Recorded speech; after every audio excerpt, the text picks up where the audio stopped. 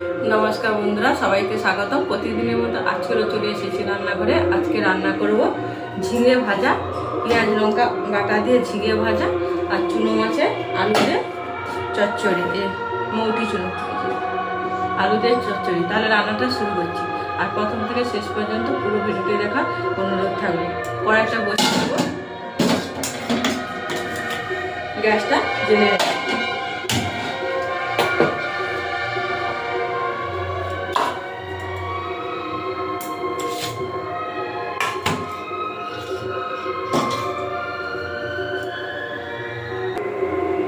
কড়াইটা গরম হয়ে গেছে, এবারে তেল দিয়ে চুনা মাছগুলো ভেজে নেব। একে অনেকে মৌরালা মাছ বলে, বেশি বড়।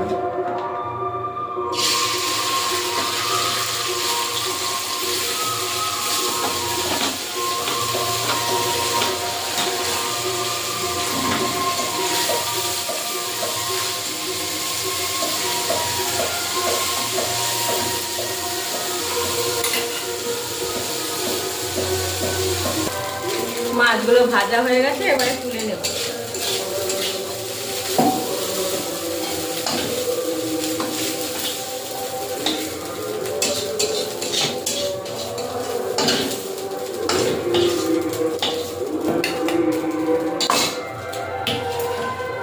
এবার ঝিঙে ভাজাটা করব।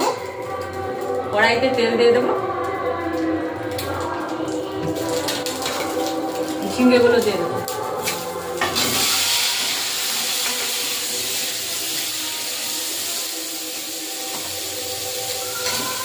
পরিমাণ মতো লবণ দিয়ে দেবো,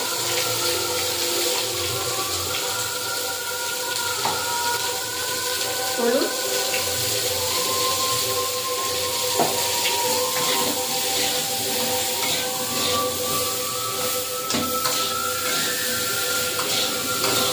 দিয়ে ঢাকা দিয়ে দেবো।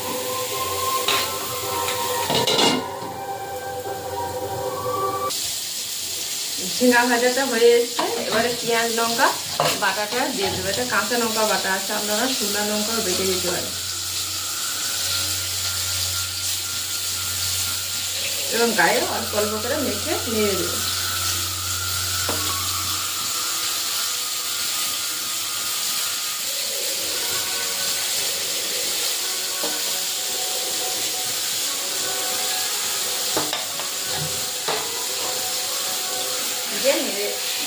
নেড়ে ভেজে নেবে।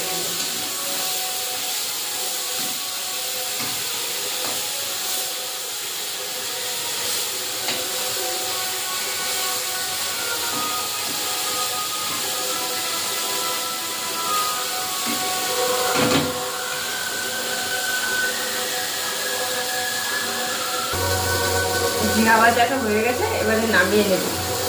এরকম মশলা সব গায়ে লেগে এইভাবে ঝিঙা মানে খেতেও খুব ভালো লাগে। মশলা পেঁয়াজ লঙ্কা বাটা দিয়ে ঝিঙা।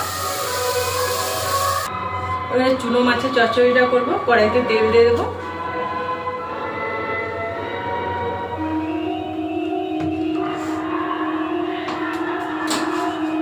দিয়ে দেবো 5 ফোড়ন, কেটে রাখা সরু সরু করে আলু,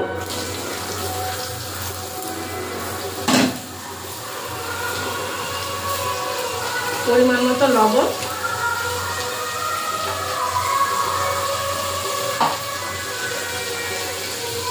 হলুদ,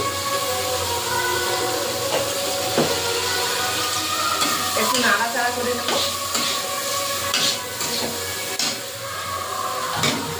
বেটে রাখা পেঁয়াজ লঙ্কা বাটা,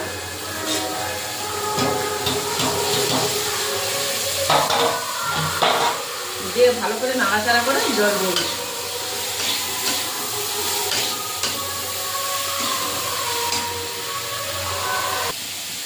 মশলাটা কষানো হয়ে গেছে, এবারে জল দিয়ে দেবো অল্প করে দেখে।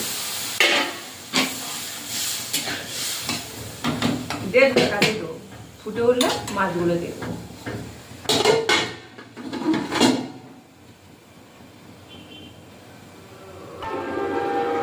এবারে মাছগুলো দিয়ে দেবো।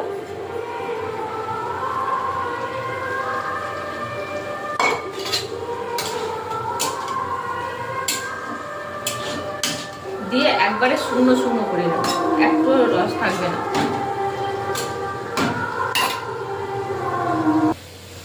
চুনো মাছের চচ্চড়িটা হয়ে গেছে, এই দেখুন বন্ধুরা একবারে শূন্য শূন্য করে নিয়েছি। এবারে নামিয়ে নিচ্ছি।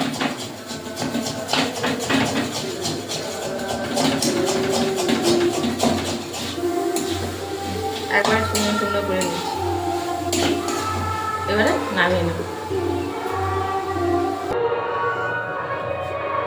পেঁয়াজ লঙ্কা বাটা দিয়ে ঝিঙে ভাজা, এই দেখুন বন্ধুরা কত সুন্দর দেখতে লাগে, খেতেও খুব ভালো লাগে, একদিন করে খাবেন। আর আলু দিয়ে চুনো মাছের চচ্চড়ি। তাহলে বন্ধুরা আজকে আসি, টাটা।